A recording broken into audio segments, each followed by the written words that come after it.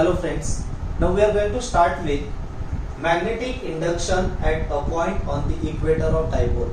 In previous lecture we got formula for induction at a point on the axis, and that is V axis is equal to mu 0 mu r upon 4 pi twice of m upon r cube, where m is nothing but magnetic dipole moment.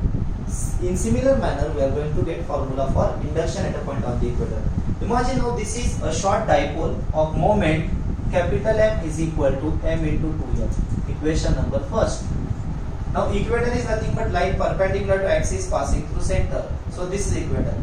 We consider here P point at a distance r from its center, where we are going to obtain formula for induction, that is P suffix equator, resultant induction. Now like previous article, here this point lies inside two magnetic field, N pole and this S pole. So there are two induction.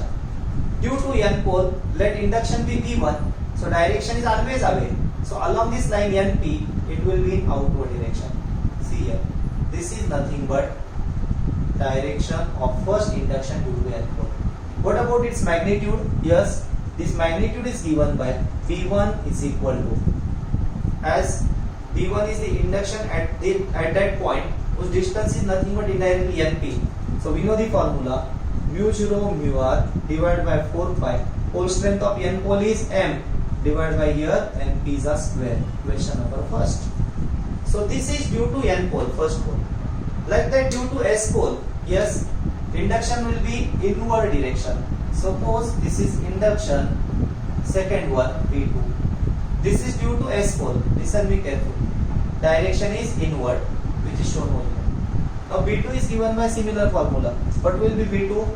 Yes, B2 comes out equal to, B2 is equal to same formula almost, mu 0 mu r divided by 4 pi, whole strength of S pole is again m, only distance is here SP square. Equation number 2. Is it clear? Now from geometry, yes, we can say that these two distances are exactly same, because triangle, yes, PON and POS, these are congruent triangle, and for congruent triangle their corresponding sides are also congruent. So NP will be equal to SP. So as per this formula, if NP is equal to SP, we can say that B1 is exactly equal to B2. Equation number 3. Very, very important. Are you getting it? Any problem? Now here B1 is equal to B2. Now these two are not, yes, these two are not parallel and not anti-parallel also. So the resultant, how to get the resultant? We are going to follow here the method of resolution. You just imagine this is a horizontal line and this is vertical line. From geometry, if this is theta, this will be 90 minus theta. Okay, this will be 90 minus theta. So this will be 90 minus theta means this angle will be theta. Like that here, if this is theta, this is also theta. Are you getting it here? See. So if we resolve these two components, means V1 and V2, if we resolve, say this is, yes, what will be V1 cos theta, yes, and this is nothing but V1 sin theta, vertical component. Like that here this is, yes, V2 cos theta, and this is nothing but, yes, vertically downward V2 sin theta. Very, very important. Listen, this angle we assume theta. If this is theta, this is 90 minus theta. If this is 90 minus theta, this is 90 minus theta. So this is theta. So resolution, yes, if we consider resolution V1 cos theta, V2 cos theta, horizontal in same direction. These two are in opposite direction. So these two components, see here V1 equal to V2 is V1 sin theta and V2 sin theta are also same. They are equal and opposite and hence cancel with each other. They do not place any contribution to find resultant induction. So resultant induction is given by only these two components. So there must be addition of this horizontal component, and hence we can say that yes, total induction where at that point equatorial induction will be equal to what we can write, yes, addition of these two components means V1 cos theta plus V2 cos theta, means we can write here twice of V1 cos theta, because V1 and V2 are same. So here's twice of V1 cos theta. This will be the expression. Now here B1 value is known to us, substitute that value over here. So B1 is equal to, what will be formula? Mu 0 mu r will be divided by 4 pi, yes, 2 as it is, small m as it is, yes, 2 small m divided by np square as it is. And now cos theta. What about cos theta? From geometry, cos theta can be replaced as, yes, adjacent side upon hypotenuse. Adjacent side is nothing but L, hypotenuse is nothing but, yes, NP. So adjacent side is L. So L divided by NP. This is cos theta.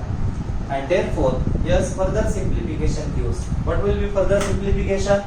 Tell me. Rearrangement. If we make rearrangement, yes, see here, B1 can be written as, or sorry, this is B equator resultant induction. B equator resultant induction is equal to, what will be? Mu 0 mu r divided by 4 pi, yes, small m and L, m into 2L we can directly replace as, yes, m into 2L is nothing but capital M from equation first. Now at the denominator there will be np is a cube. Getting it?